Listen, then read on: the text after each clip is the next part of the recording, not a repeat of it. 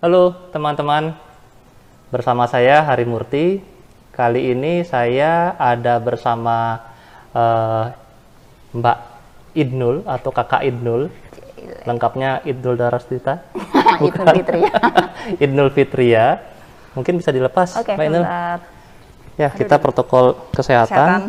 Tadi sudah cuci tangan. Ya, kita berdua ini ada di Rumah Harapan Indonesia.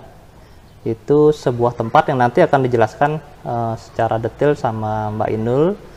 Terus kemudian di sore ini juga lebih banyak mengangkat isu sosial atau kegiatan sosial kita, atau tepatnya kegiatan sosialnya Mbak Inul sedari dulu apa saja itu nanti akan diceritakan.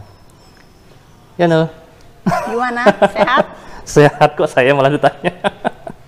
Ini loh, Rumah Harapan Indonesia cabang Bali. Ya, tepatnya cabang Bali karena ada beberapa ya. Ada beberapa cabang dari Jakarta, Bandung, Semarang, Makassar, kota-kota besar ya. Surabaya? Surabaya kemarin mau buka Surabaya tapi keburu pandemik.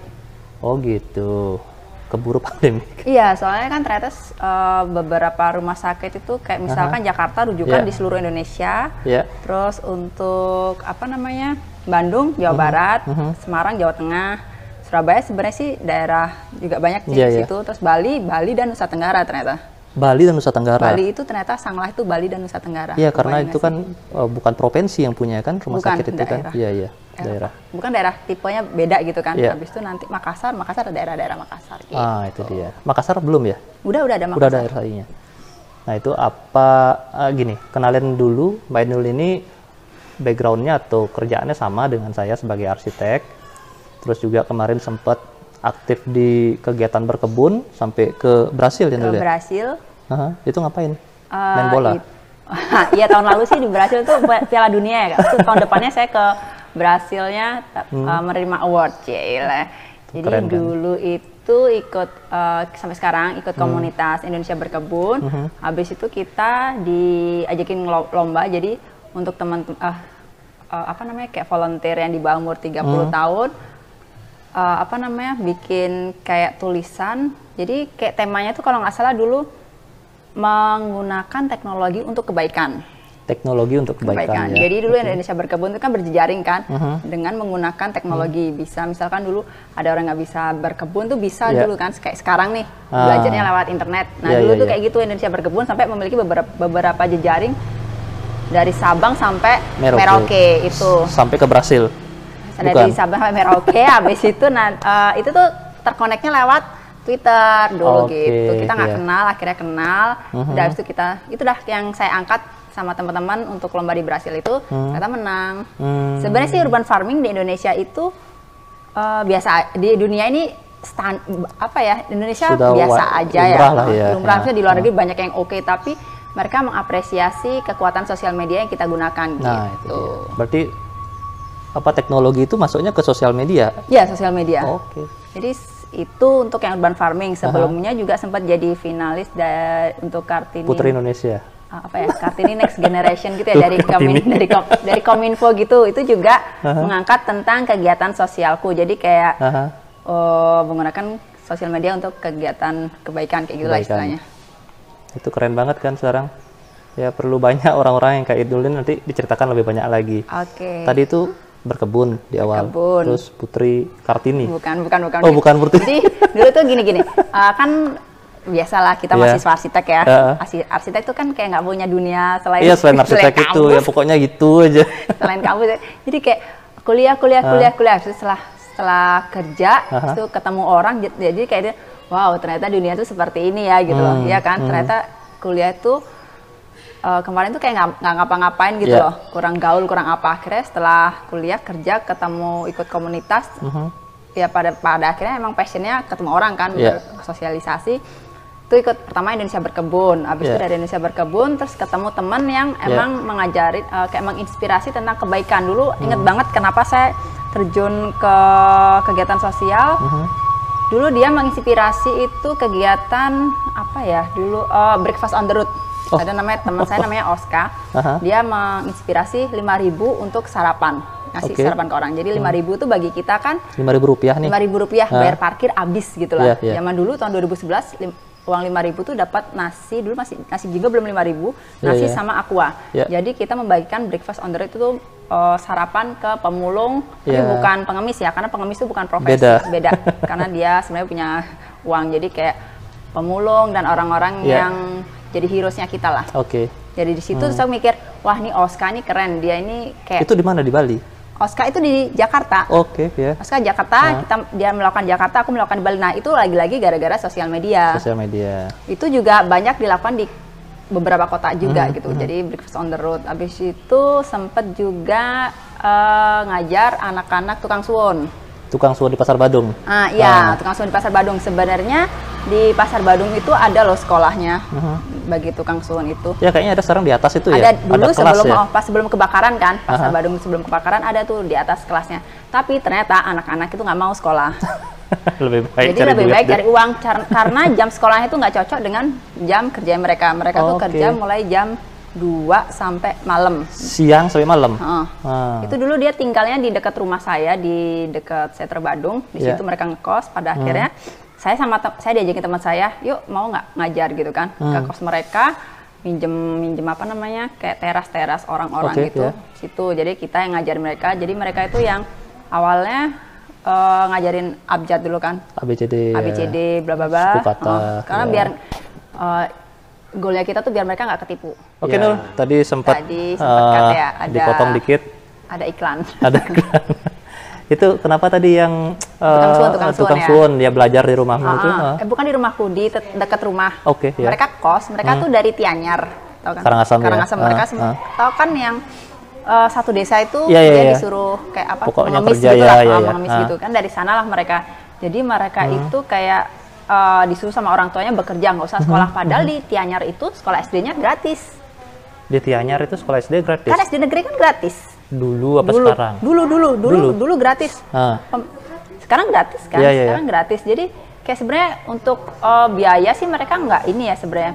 Bukan masalah sebenarnya karena gratis. Tapi ya karena mental mereka tuh mental bekerja ya. Mental pengemis ya itu. Jadi anaknya yang masih umur 5 tahun tuh udah dilepas. Jadi ada yang kalau beruntung di Pasar Badung yang cewek-cewek jadi tukang suwon. Kalau enggak ke Kute. Jadi apa namanya tukang jualan gelang-gelang. Iya, kadang-kadang sekarang tisu. Nah itu sebenarnya kamuflase jualan gelang sama tisu itu. Sebenarnya mereka pengemis kan karena mereka sering kena razia itu kan nggak boleh ngemis kan.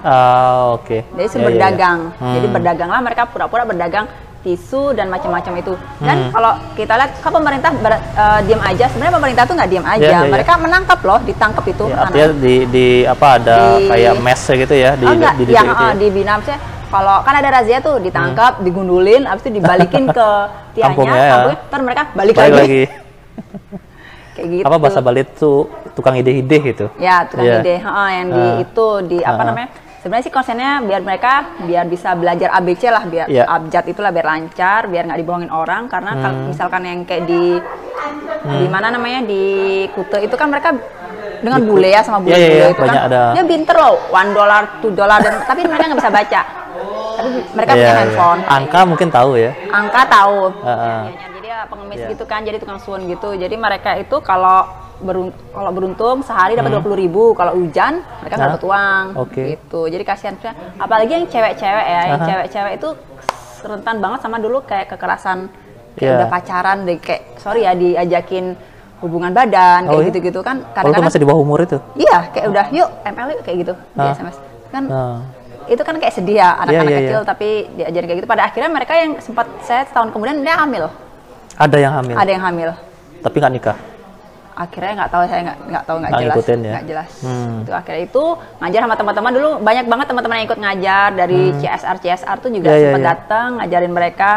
Dulu tuh setahun aku ngajar di situ pusing banget rasanya. Itu tahun berapa sih tuh?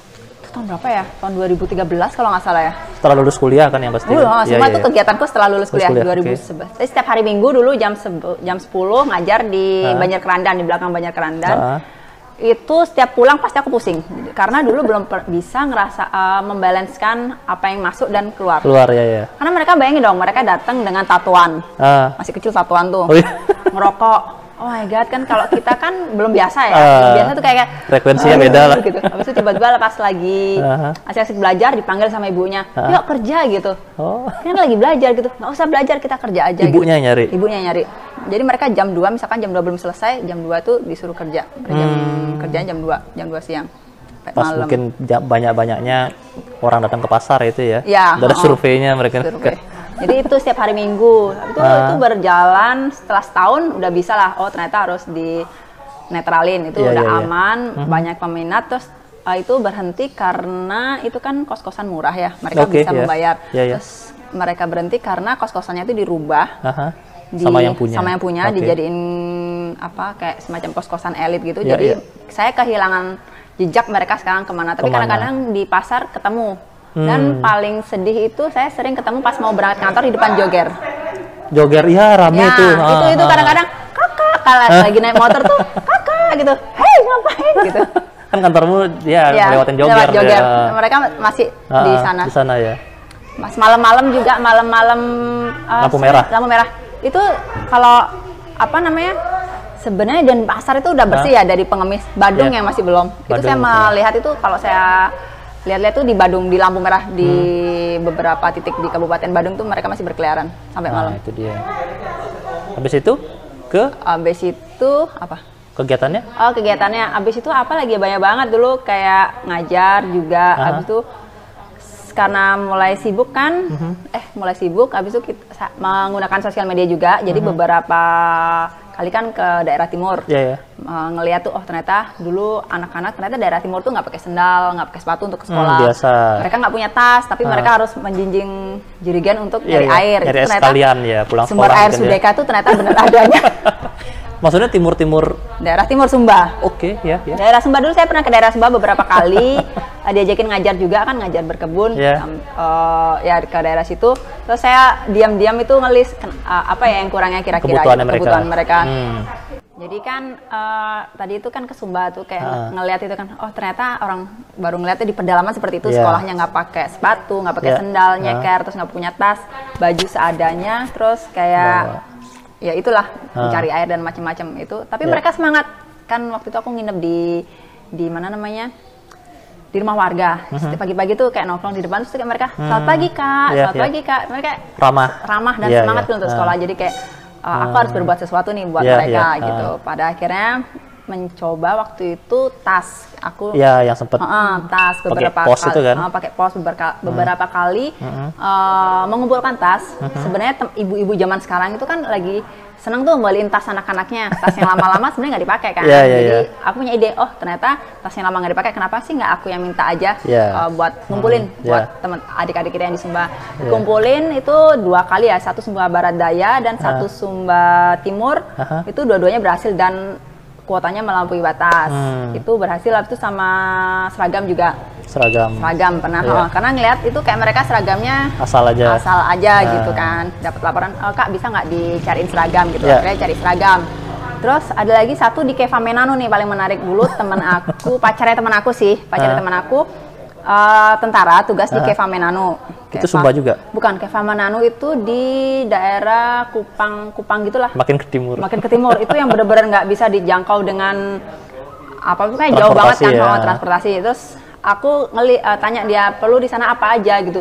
Perlu sepatu gitu kan. Oh my god, sepatu gitu. Gimana caranya ya sepatu? Akhirnya dia tuh di sana karena Pak Tentara kan. Jadi Pak Tentara itu kan lagi kayak mengabdi gitu. Saya minta tolong dong ukurin ininya. Kaki-kakinya itu kan. Ukurin kaki-kakinya. Udah nih berhasil udah ngumpulin ukuran kakinya. Kita ngumpulin kalau nggak salah 100 sepatu nih buat satu sekolah. Satu sekolah itu hamin seminggu belum kekumpul dong sepatunya. Belum kekumpul sepatunya. Gila ini udah janji kan nggak enak. Itu minta bantuan teman-teman influencer Jakarta. Ngeblas lagi, tolong dong diblas, nih perlu lagi sepatu nih, perlu sepatu 100 sekarang. Sedangkan aku tuh sampai sekarang belum megang uang dan megang sepatu gitu. Akhirnya minta tolong teman-teman influencer diblas. Seminggu itu kita mendapatkan uang sekitar 10 juta kalau nggak berapa itu ya. 10 juta itu aku beliin sepatu dan sisanya untuk apa ya, buku dan apa ya, seragam sama perluan sekolah lah pokoknya. Itu kita kirimnya itu nggak bisa pakai pos karena waktu itu nggak susah dijangkau karena temannya tentara itu lewat mereka bantu di sini pakai kapal laut ke itu. Akhirnya apa namanya berhasil juga. Nanti foto-fotonya bisa dilihat. Iya. Nanti Foto-fotonya tampilkan bisa ya. dilihat. Itu ke daerah timur. Jadi aku tuh benar-benar memanfaatkan media sosial untuk kebaikan itu. Untuk berbagi. Jadi sebenarnya teman-teman itu punya uang, punya rezeki, tapi sebenarnya mereka nggak tahu uangnya itu mau dibagikan kemana. Sebaiknya kemana. Gitu. Jadi kayak aku tuh mau mencoba, yuk sini aja di ini loh. Ada ini yang memerlukan. Ada bisa disalurkan ke sini nanti itu, setiap itu aku biasanya aku sering banget di Insta Story, di Instagram, di Facebook, di mana aja tuh membuka ini misalkan ini perlu ini perlu ini. Benar. Nanti kita kumpulin, kita list, dan hasilnya keuangannya juga kita ada laporannya biar orang-orang percaya gitu. Nah, itu kepercayaan tuh yang mahal. Terus habis itu dulu tuh inget banget pas kayak habis kuliah itu pengen banget membantu orang-orang anak-anak kanker. Tapi nggak tahu ini kan belum ada nih, zaman 2011 belum ada. Nih 2016 ada. Kayak setiap mau pulang kuliah tuh pengen banget ya gitu kan. Ya udah waktu berjalan kan. Itu, tadi dari sekian waktu itu habis itu pada akhirnya denger nih ada mau dibuka RHI gitu kan. Pada akhirnya itu udah ngajak teman-teman, saya boleh nggak gabung gitu kan. Oh ya boleh. Pada akhirnya sampai sekarang. Iya. Itu berarti sudah berapa tahun? 2016, 4 tahun. 4 tahunan. Itu dari beberapa kali pindah tempat kayaknya RHI. 2 kali. Pertama di Tunggul Ametung, kalau teman-teman tahu ya dulu. Terus sampai karena jauh dari Sanglah kurang efektif. Karena kalau untuk beberapa kegiatan urgent, terus kegiatan urgent kita pindah ke sini. Karena sini lumayan dekat kan, Sanglah lewat belakang ini. Ya, kita ada di Jalan Pulau Singkap sekarang ini. Lumayan deket ya, 10 menitan mungkin ke Sanglah ya. 10 menit lah. Karena mungkin belum dijelaskan apa sih sebenarnya RHI itu selain tadi RHI, kanker di awal tadi itu.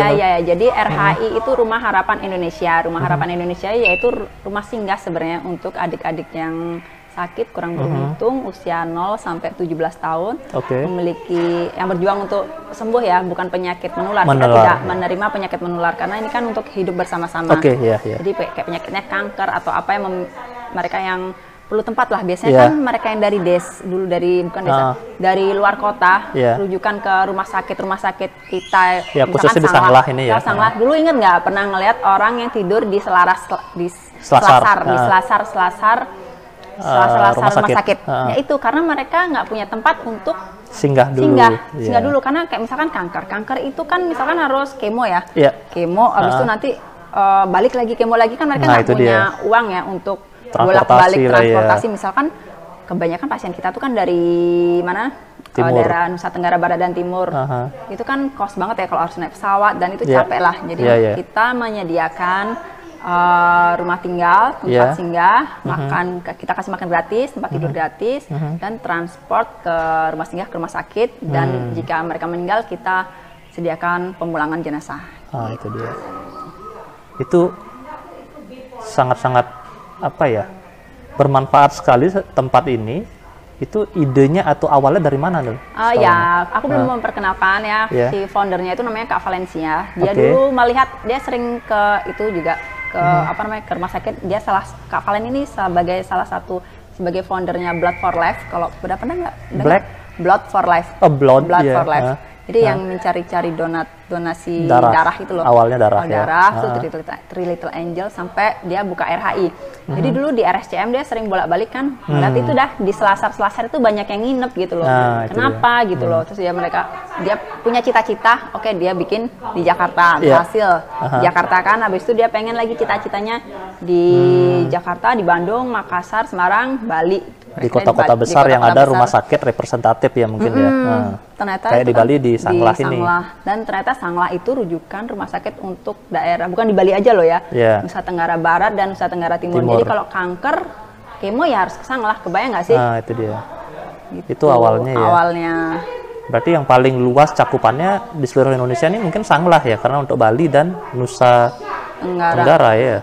Mungkin iya, mungkin nggak. Tapi kalau misalkan penyakitnya sudah serius banget itu Sanglah kirim ke RSCM biasanya. Oh gitu. Jadi kayak ada tingkat-tingkat rujukan lagi gitu kan, alatnya juga nggak terlalu lengkap kan di sini. Gitu. Terus. Berarti sekarang ini bukan kerjasama ya, artinya dapat adik-adik atau pasien yang membutuhkan ini asalnya dari Sanglah aja kan? Rumah sakit lainnya nggak ada? Ada sih dari Ada. rumah sakit ini juga sekarang baru yang di bypass itu. Mandara, Bali Mandara. Bali Mandara rujukan. Oke, iya, iya. Mereka dirujuk ke sana, beberapa dokter kan juga di sana, di situ juga. Jadi intinya mereka yang dari luar Bali. Denpasar, bukan Ya. luar Bali aja. Denpasar ada, dari Singaraja juga ada Oh, kita. ada, oke. Yang dari Singaraja juga ada, dari negara juga ada. Pokoknya dari luar Denpasar yang perlu rumah Singgah. singgah untuk mereka istirahat selama pengobatan bisa ditampung di RHI. Gitu. Iya, yang paling sering itu mungkin saudara kita yang kena sakit apa nih? Kanker sih biasanya. Kanker ya. Karena kanker itu memerlukan treatment Kemo. yang panjang. Hmm. Mereka harus kemo, harus macam-macam, dan mereka kan nggak mungkin bolak-balik ke itu yang saya bilang tadi, bolak-balik Iya, ke iya. rumahnya kan. Mereka Benar, jadi benar. ke sini gitu.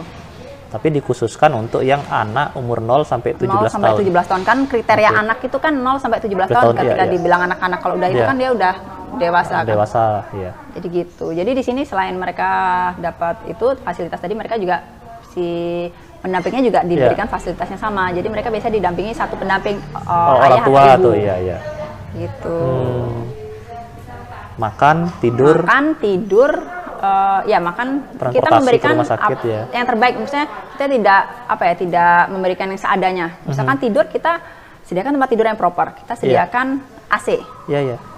Biar mereka sehat gitu loh. Kita Iya. memberikan makanan yang terbaik, bukan makanan sisa. Iya, iya, iya. Karena mereka biar, intinya kita itu biar memberikan memberikan kebahagiaan di sisa-sisa kehidupan mereka. Jadi Iya. mereka berjuang tuh mereka nggak sedih gitu loh. Tapi harapan kita kan sembuh, Sembuh mereka, ya, ya. walaupun keadaan kita nggak juga nggak ini juga ya, maksudnya secara rasional juga kadang-kadang Iya, ada yang iya, tidak sembuh, tapi iya. kita memberikan yang terbaik kepada Nah, itu mereka dia. gitu. Nah, jadinya selama ini donasinya bentuknya apa aja, Nul? Donasi. Jadi kita tuh tidak punya donatur tetap sebenarnya. Iya, Kita tuh kayak Tuhan bantu kita ya kayak gitu.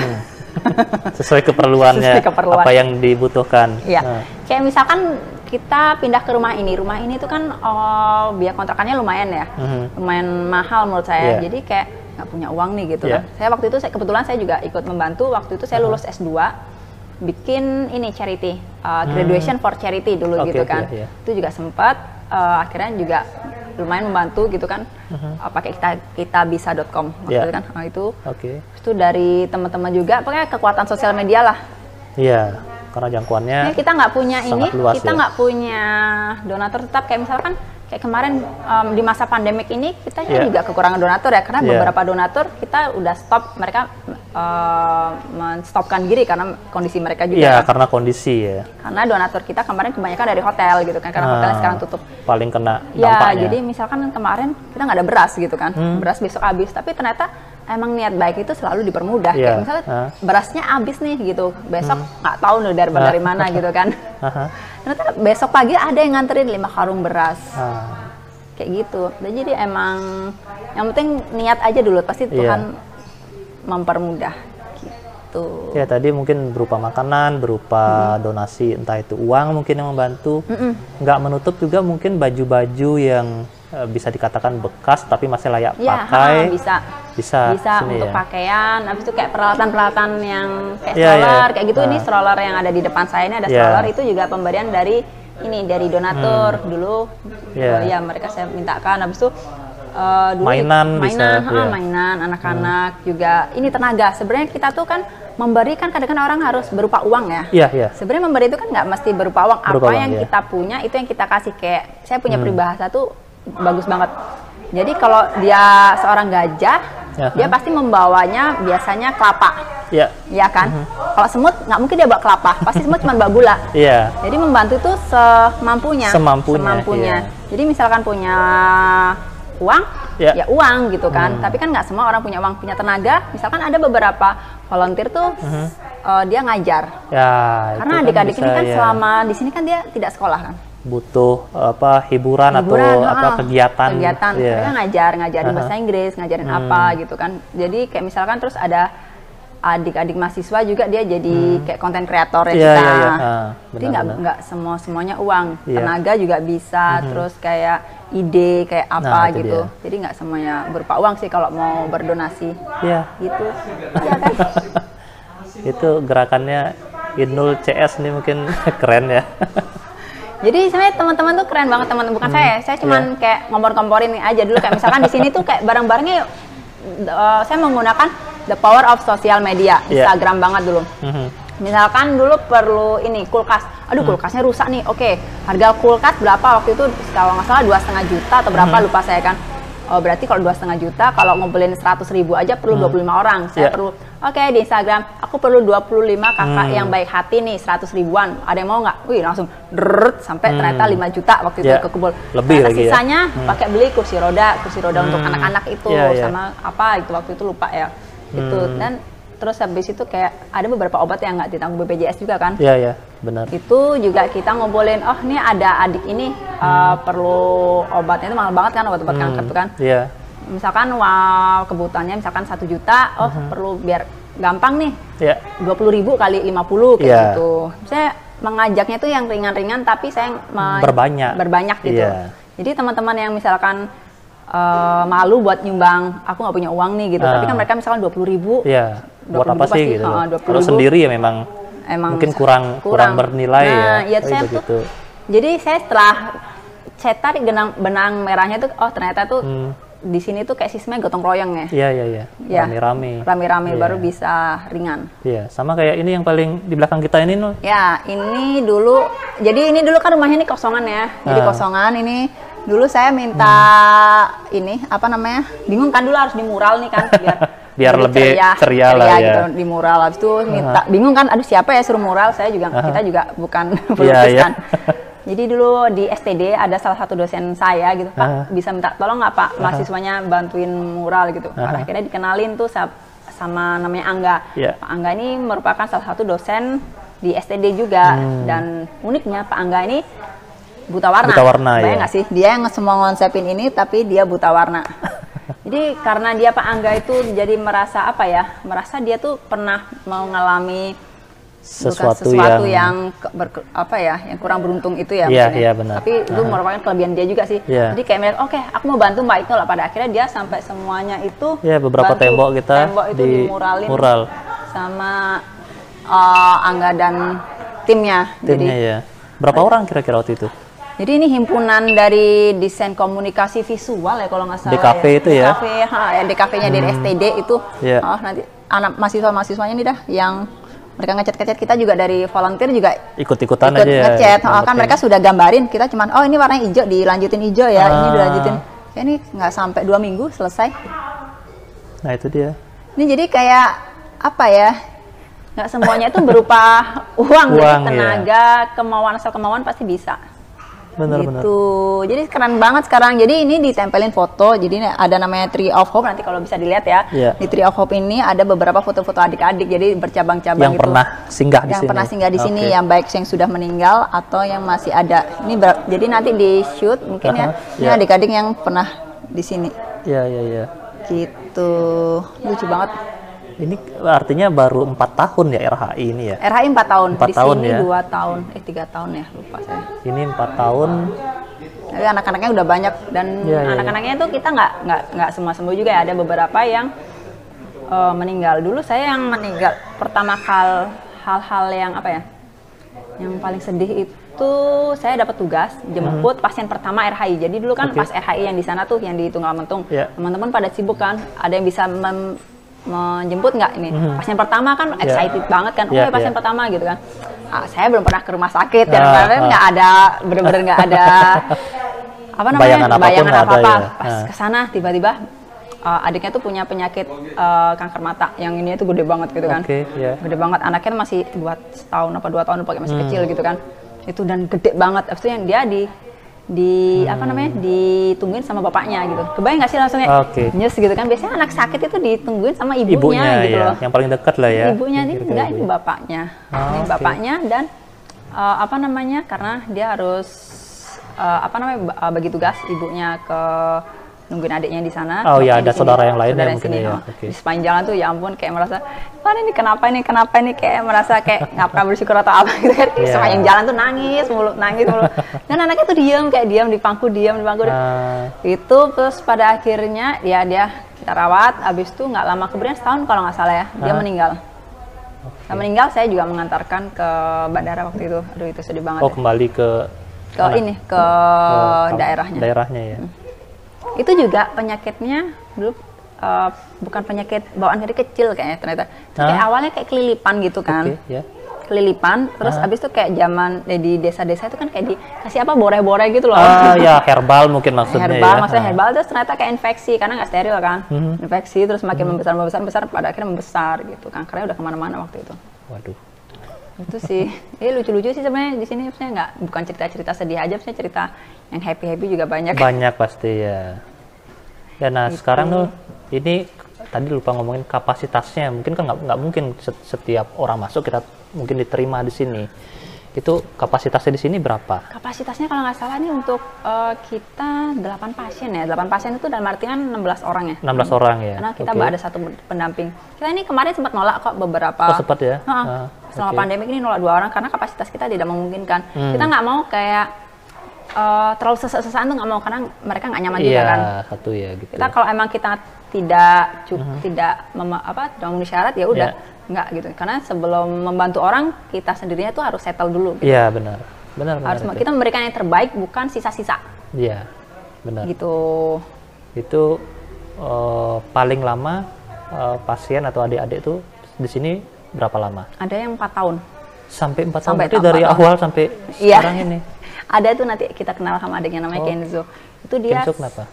Sakitnya macam-macam ya. Dulu dia dari kanker tumor otak kalau nggak salah, habis itu macam-macam lah. Sekarang udah mendingan, udah sembuh, tinggal beberapa penyakit lagi. Ya. Gitu. Adiknya itu umur berapa? Sekarang dia 5 tahun ya kalau nggak salah ya. 5 tahun. Jadi dari dia kecil dulu kita jemput, nah itu kayak anaknya di belakang.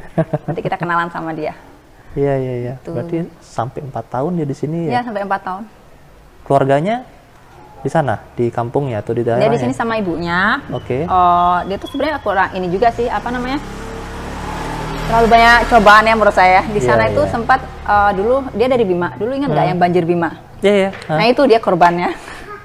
Rumahnya kena kebanjiran. Habis itu udah kebanjiran nih, kebakaran dong rumahnya. Kayak gitu. Saya banyaklah cobaan-cobaannya kayak kita emang harus membantu dia gitu. Iya, ya artinya kita jangan ngelihat ke atas terus bahwa masih banyak yang di bawah. Iya, betul masih banyak di bawah itu. Iya, banyak yang ada yang kurang beruntung atau saudara-saudara kita yang kurang beruntung sebenarnya sih ya. Nah itu dia. Tadi Nul banyak cerita soal Instagramnya apa tadi? Oh ya, Instagramnya itu bisa ada dilihat. 2 mungkin Instagramnya Nul sendiri. Oh ya, Instagram. Lupa dia. Malu. Instagram saya itu @itnulfitria. Di situ saya banyak sih sharing, kayak menceritakan tentang tentang kegiatan-kegiatan sosial saya gitu, bukan hanya RHI tapi kegiatan-kegiatan sosial lainnya gitu yang saya ini sama teman-teman teman saya. Saya ngeliat kayak ide-idenya tuh kayak gini. Lagi di jalan nih, perlu ini gitu. Oke, besok bikin kayak gitu. Perlu, jadi ide-ide dadakan, bukan yang ide-ide yang direncanakan matang-matang spontanitas gitu. Kayak misalkan di telepon, Nul di sini perlu ini deh gitu. Oh ya, ntar ya aku pikirin caranya gitu kan. Baru oh ya ternyata ini gitu. Berhasil kayak gitu. Jadi emang saya bukannya pamrih gitu loh, upload semua di sosial media. Jadi biar teman-teman itu terinspirasi dan mencontoh. Saya pengennya mencontoh gitu loh, teman-teman mencontoh, karena mencontoh kebaikan itu kan nggak ada salahnya gitu. Kalau yang Instagramnya atau sosmednya RHI sendiri ada? RHI ada sosmednya. Kalau saya tadi @itnulfitria, kalau RHI @RHI Bali. Oke. RHI Bali. Facebooknya juga RHI Bali. Jadi di search aja Rumah Harapan Indonesia Cabang Bali gitu. Kalau pusat kita ada Rumah Harapan Indonesia. Ini alamatnya di jalan. Oh, Geraha Singkepasi, Jalan Pulau Singkep, Geraha Singkepasi. Nanti ada kok di googling. Nah, misalkan teman-teman mau ngegojek makanan, gojek donasi itu bisa tuh di Google, di Gojek, di Grab, cari Rumah Harapan Indonesia Cabang Bali. Itu ada. Di Google juga ada. Jadi langsung di search gitu ada. Gitu. Jadi teman-teman kalau mau misalkan ada kelebihan kelebihan berkah bisa di-share ke adik-adik karena di masa pandemik ini kita juga lumayan struggling gitu kan. Nomor satu, yang pertama untuk makan, makan. Yang kedua itu kita perlu untuk transport. Karena kita setelah kita hitung-hitung kita lebih baik pakai kayak transportasi online ketimbang kita memiliki kendaraan. Kendaraan ya, karena kan kapan diperlukan itu saja Ya, untuk betul. operasionalnya. Kendaraan online dan kendaraan adik-adik ini kan kita tidak bisa ke rumah sakit naik motor gitu loh, harus naik mobil karena mereka berkebutuhan ekstra gitu kan. Jadi jadi kayak misalkan untuk biaya makan, untuk biaya transport ke mana namanya rumah sakit dan biaya-biaya lainnya kayak untuk operasional obat dan apa namanya rumah kan karena kita masih kontrak rumah. Ya ini masih tempat masih kontrak ya. Iya. Oke, gitu. Itu tadi apa Bu? Valencia, Mbak Valencia. Iya. Itu ada Instagramnya juga. Ada Kak Valen itu ada Instagramnya @valenciamikeranda kalau nggak salah. Oke. Ya nanti kita tulis aja. Kita ditulis aja nanti saya googling itu juga dia awalnya sebelum RHI dia bikin yang tadi saya sebut itu Blood for Life. Blood for Life. Kenapa dia mau cerita dikit ya? Jadi Blood for Life tuh dia dulu orang tuanya tuh kayak kesusahan darah gitu loh. Sakit susah darah dan sampai meninggal. Mungkin tipenya beda apa langka? Enggak, kita mencari darah itu susah ternyata. Gitu. Susah. Karena di PMI itu kan harus sesuai stok gitu loh. Kalau nggak ada orang donor ya udah gitu kan. Ini dulu sempat viral banget Blood for Life ini. Jadi sekarang itu kalau di Twitter, di Instagram juga misalkan perlu darah nih. Perlu darah perlu darah sama adminnya Blood for Life dicari dibutuhkan darah berjejaring mereka. Mereka sosial media juga banyak yang terselamatkan gara-gara ini. Nah, sebelum ini tuh benar-benar susah banget kita mencari darah. Dulu nenek saya juga pada akhirnya meninggal sih. Tertolong juga gara-gara ini. Dulu di Malang, dia kekurangan darah apa lupa saya itu. Ya coba untuk ini ya, minta tolong itu benar-benar banyak banget yang itu. Sedangkan sebelum saya minta tolong ke Blood for Life ini, itu benar-benar tante saya tuh kayak susahan banget nyari-nyari darahnya. Sampai ke Surabaya, sampai macam-macam. Semenjak saya bilang minta tolong ke Blood for Life ini benar-benar yang deg-deg gitu. Ya itu lagi sosial media. Jadi kita menggunakan the power of social media. Jadi modalnya sebenarnya modal nol ya, modal nol kayak misalkan si Kak Valen membuat ini juga dia nggak punya duit juga. Saya juga bikin acara charity juga nggak punya modal juga yang besar gitu loh. Modalnya cuma kemauan dan sosial media gitu loh dengan dengan itu handphone aja. Artinya ada kenyataan yang harus kita coba membantu lah. Itu dia.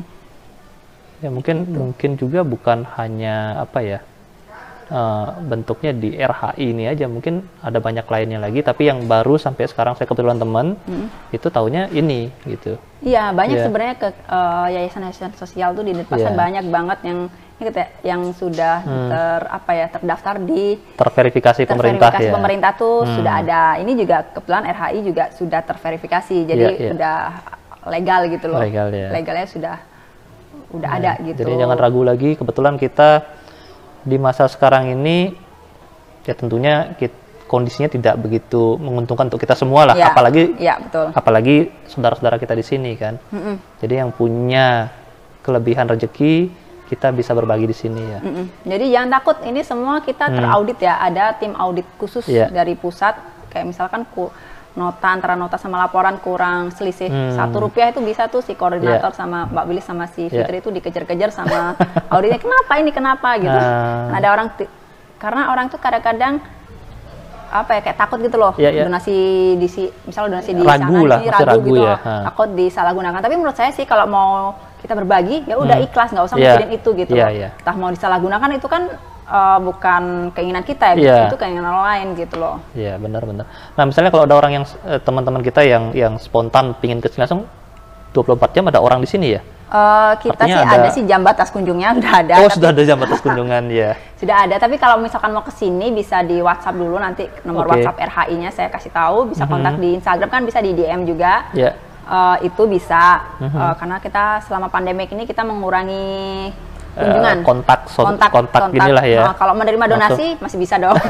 Mengharapkan juga. Donasi masih bisa, tapi kita tidak bisa kontak. Bisa kan ada ulang tahun, ada apa itu kita sekarang nggak bisa. Mungkin kalau ulang tahunnya secara virtual masih bisa gitu. Jadi itu pesan saya, kalau teman-teman mau berbagi itu nggak mesti bentuk uang, jadi bentuk apa-apa yang kita punya, apa yang kita mampu itu kita sharing, karena hidup kita itu akan lebih berharga ketika bermanfaat bagi orang lain. Jadi kita, kayak misalkan saya misalkan saya belum punya uang, belum bisa, banyak orang gini, saya nggak mau berbagi karena saya belum kaya. Iya. Tapi karena kaya tuh relatif gitu kan. Bener, ya, kaya bener. relatif kan. Kaya relatif. Mau kayanya tuh seperti sampai mana Seberapa? gitu. Nggak ada kata cukup ya? Nggak ada kata cukup kalau kaya gitu. Sebenarnya punya uang 10.000, ya misalkan 1.000-nya di share atau 500-nya di share, itu akan kalau dari ini saya sih kepercayaan saya itu pasti apa yang kita berikan pasti akan kembali lagi. Gitu. Bukan dari orang itu kembali, pasti kembalinya dalam bentuk beda gitu. Beda ya. Dan rasa ininya juga beda ketika kita memberi, kita tuh bukan dapat imbalan berupa harta balikan, tapi berupa doa itu yang benar-benar didoakan benar-benar yang ya Tuhan, ternyata masih banyak orang-orang yang baik mendoakan kita gitu. Itu dia. Kemarin sempat terima video di WhatsApp, itu juga sangat menginspirasi. Jadinya kalau mau membantu orang, bantu tanpa mengharapkan kita akan dibantu lagi. Ya, jadinya betul. Itu bantulah orang yang tidak bisa membalas kebaikan kita, ya jadinya balasan itu langsung dari Tuhan. Iya, betul-betul. Itu saya bener banget, kayak ada cerita nih bulan lalu waktu itu saya memberikan kado, bukan kado sih, kayak parcel gitu kan, buat kerabat saya di Bandung. Jadi waktu itu, ini agak cerita dikit ya, tapi menurut saya nih kayak Tuhan itu mengkoneksikan orang-orang baik. Jadi waktu itu kebetulan mau ngasih kue nih, kue di salah satu toko kue di Bandung. Dan waktu itu hari Minggu, tokonya tutup dong. Seperti biasa, the power of social media gitu kan. Cari itu nama Instagramnya. Oh ternyata tokonya ada. Saya cari beberapa toko kue, kadang-kadang Instagramnya banyak banget kan. Nggak kredibel. Saya cari yang kredibel gitu kan. Saya cari dengan banyak yang repost gitu kan. Cari itu. Oh ternyata ada nih. Terus saya cari, komunikasi sama orangnya, misalnya itu udah selesai itu. Pada saat melihat-lihat instastory-nya si toko kue itu, saya ngeliat nih ada orang yang ulang tahun juga gitu kan, ulang tahun dengan inisialnya yang sama juga gitu. Saya karena inisialnya sama dan ulang tahun tanggal yang sama, saya kepo gitu. Mau lihat nih, cek instastory-nya gitu kan, padahal nggak kenal nih sama orangnya nih kan. Cek, terus ternyata dia nulis gini, siapa yang perlu printer boleh hubungin saya dengan ongkos kirimnya ditanggung sendiri gitu. Printer. Oke. Waktu itu di Bandung kan, terus saya kepikiran itu untuk RHI Bandung, terus saya langsung ngasih tahu teman-teman yang di RHI Bandung, ini ada printer loh, perlu printer nggak? Itu kata, ya ampun Kak, itu kita tuh lagi perlu printer banget gitu, banget gitu. Terus saya langsung gini, Tuhan itu yang saya tadi memberikan sesuatu ke orang, dan ternyata tuh hasilnya bukan buat saya tapi buat orang yang sekitar saya. Dan baiknya lagi kan sudah di follow up tuh sama teman saya si kakaknya ini, dan ternyata karena tahu untuk yayasan dikasih dengan free ongkir gitu loh. Benar, itu kayak kegiatan yang sesuatu yang kecil tapi buat saya tuh kayak kebayang nggak sih kalau saya tidak membeli kue, saya tidak tahu dan tidak akan mendapatkan printer gitu loh. Jadi cerita-cerita kayak gitu. Itu banyak banget cerita-cerita yang kalau kita melakukan hal-hal yang baik, pasti kita akan didekatkan dengan orang-orang yang baik juga ya, satu frekuensi lah ya. Ya biarkan semesta bekerja gitu katanya. Itu semesta bekerja seperti itu. Oke Nur, mungkin cukup sampai sini. Nanti saya tuliskan di deskripsi aja alamat-alamat sosmed tadi, termasuk alamat tempat di ini RHI. Nanti mungkin bisa ditampilkan foto-foto, video-video adik-adik juga. Pasti. Kegiatan yang tadi saya yang Sumba atau apa nanti bisa dilihat. Oke, teman-teman, cukup segitu dulu ya Nul ya juga ya. Sampai semoga obrolan ini bermanfaat dan bisa juga berbagi, terus juga menginspirasi. Jadi banyak saudara-saudara kita yang perlu dibantu, bukan di sini aja, tapi yang kita lihat di sekitar kita lah, di sebelah kita atau mana perlu dibantu aja. Bukan dengan dana aja, tapi dengan tenaga, waktu, atau senyuman. Minimal senyuman tadi. Jangan jutek-jutek lah. Oke teman-teman, sampai jumpa pada video-video saya selanjutnya. Salam. Jangan lupa pakai masker. Jangan lupa pakai masker katanya. Pakai lagi.